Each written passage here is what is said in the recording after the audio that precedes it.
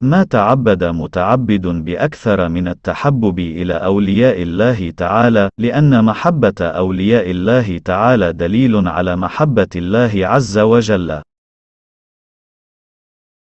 Ummahatul Mukminin.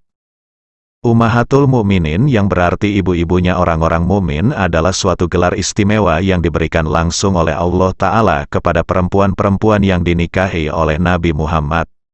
Penggunaan gelar istimewa ini bersumber dari Al-Quran Surat Al-Ahzab ayat 6. النبي أولى بالمؤمنين من أنفسهم وأزواجه أمهاتهم وأولو الأرحام بعضهم أولى ببعض في كتاب الله من المؤمنين والمهاجرين إلا أن تفعلوا إلى أوليائكم معروفا كان ذلك في الكتاب مسطورا. Artinya, Nabi itu lebih utama bagi orang-orang mukmin dibandingkan diri mereka sendiri dan istri-istrinya adalah ibu-ibu mereka. Orang-orang yang mempunyai hubungan darah satu sama lain lebih berhak saling mewarisi di dalam kitab Allah daripada orang-orang mukmin dan orang-orang muhajirin, kecuali kalau kamu hendak berbuat baik kepada saudara-saudaramu seagama. Demikian itu telah tertulis dalam kitab Allah. Para ulama dan umat Islam biasanya menggunakan istilah Ummahatul Mukminin atau Ummul Mukminin untuk menyebut nama istri-istri Nabi Muhammad sebagai bentuk kewajiban menghormati kepada mereka layaknya ibu kita sendiri, yang wajib dihormati dan yang haram untuk dinikahi, sebagaimana yang dijelaskan oleh Syekh Nawawi berikut ini. النبي أولى أي أشفق بالمؤمنين من أنفسهم في كل أمر من أمور الدين والدنيا، فإن نفوسهم تدعوهم إلى ما فيه هلاكهم، وهو صلى الله عليه وسلم يدعوهم إلى ما فيه نجاتهم. والمعنى أن طاعتهم للنبي أولى من طاعتهم لأنفسهم، وأزواجه أمهاتهم أي منزلات منزلة الأمهات في استحقاق التعظيم وفي تحريم نكاحهن تحريما مؤبدا لا في غير ذلك. Nabi itu lebih utama, yakni lebih menyayangi bagi orang-orang mukmin dibandingkan diri mereka sendiri dalam semua urusan, baik urusan agama dan urusan dunia.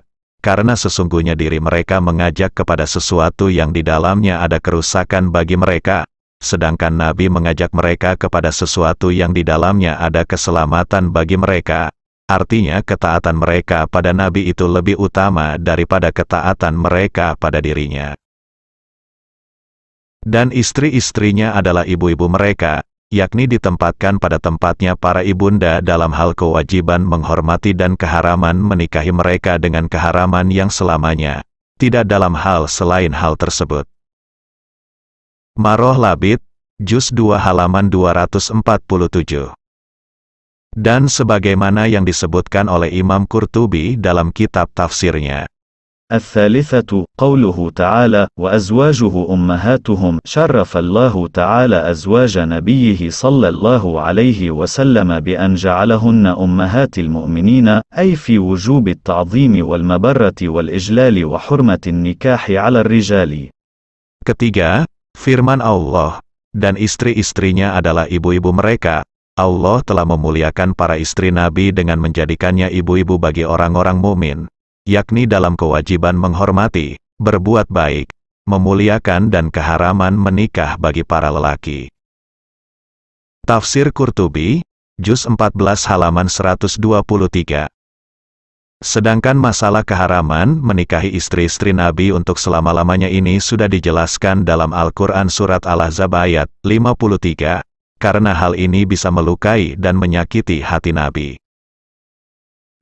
وَمَا كَانَ لَكُمْ أَن تُؤْذُوا رَسُولَ اللَّهِ وَلَا أَن تَنكِحُوا أَزْوَاجَهُ مِن بَعْدِهِ أَبَدًا إن ذلكم كان عند الله عظيما.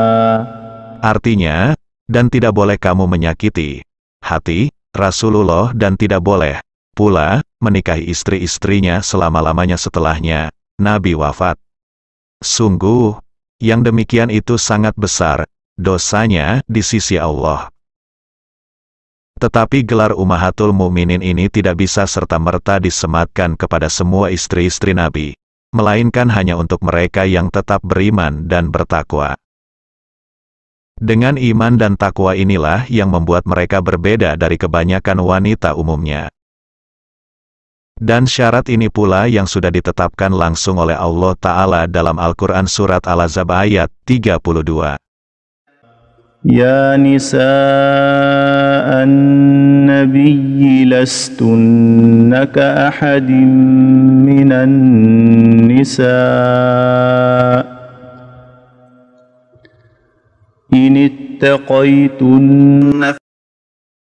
Artinya, wahai istri-istri Nabi, kamu tidaklah seperti perempuan-perempuan yang lain jika kamu bertakwa.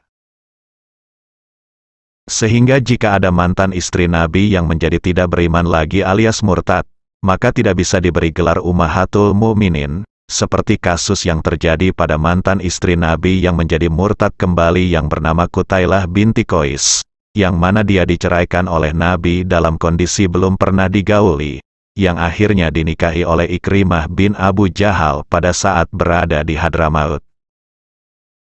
Hal ini pula yang membuat sahabat Abu Bakar marah besar dan ingin membakar Ikrimah dan Qutailah menurut sebagian pendapat.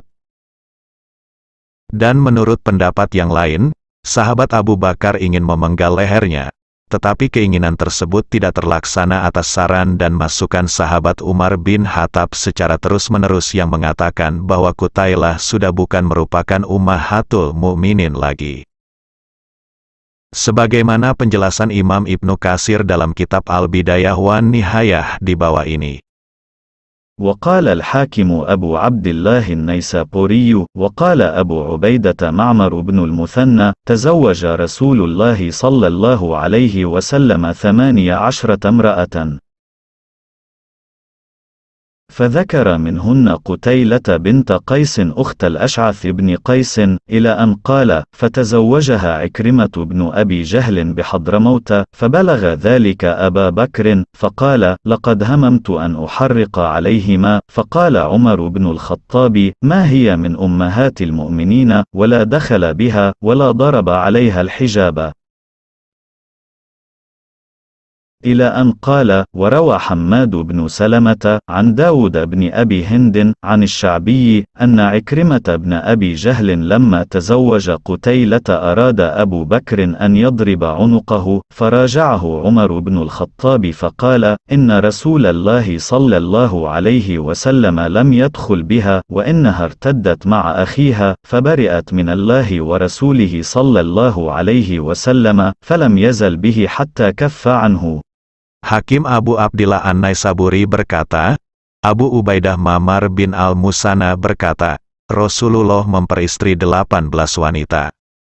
Lalu beliau menyebutkan diantaranya adalah Qutailah binti Qais yang menjadi adik perempuan Asy'ats bin Qais. Sampai pengarang kitab berkata lalu Qutailah diperistri oleh Ikrimah bin Abu Jahal di Hadramaut. Lalu kabar tersebut sampai pada Abu Bakar. Lalu Abu Bakar berkata, sungguh saya ingin berniat membakar keduanya. Lalu Umar bin Khattab berkata, dia tidak lagi termasuk dari Ummahatul Mukminin. Lagian Nabi juga tidak menggaulinya, dan tidak memasang penghalang padanya. Sampai pengarang kitab berkata, dan Hamad bin Abu Salamah pernah meriwayatkan dari Daud bin Abu Hindin dari Sya'bi bahwa Ikrimah bin Abu Jahal saat memperistri Qutailah maka Abu Bakar ingin memenggal lehernya. Lalu diberi masukan oleh Umar bin Khattab dan Umar berkata, bahwa Rasulullah belum pernah menggaulinya, dan bahwasanya Qutailah telah murtad kembali bersama kakaknya. Jadi dia lepas dari Allah dan Rasulnya. Dan Umar selalu memberi masukan sampai beliau bisa mencegah Abu Bakar. Al-Bidayah wan Nihayah, Juz 8 halaman 216-217. Catatan, Hitungan 18 di atas, berarti memasukkan istri-istri Nabi yang diceraikan dan atau tidak digauli. Jadi, istri-istri Nabi yang bergelar Ummahatul Mukminin itu adalah para perempuan mulia dan yang paling beruntung, yang berbeda dari kaum Hawa lainnya, karena diberi anugerah spesial oleh Allah berupa dilipat gandakannya pahala amal mereka 2 kali lebih besar dari pahala amal kaum Hawa pada umumnya, sebagaimana yang telah dijelaskan oleh Allah Ta'ala dalam surat Al-Ahzab ayat 31.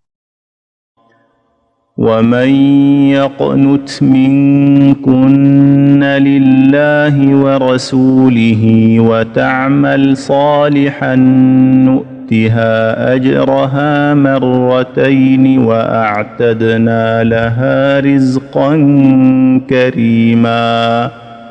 Artinya, siapa di antara kamu, istri-istri Nabi, yang tetap taat kepada Allah dan Rasul-Nya dan mengerjakan amal saleh, niscaya kami anugerahkan kepadanya pahala 2 kali lipat dan kami sediakan baginya rezeki yang mulia.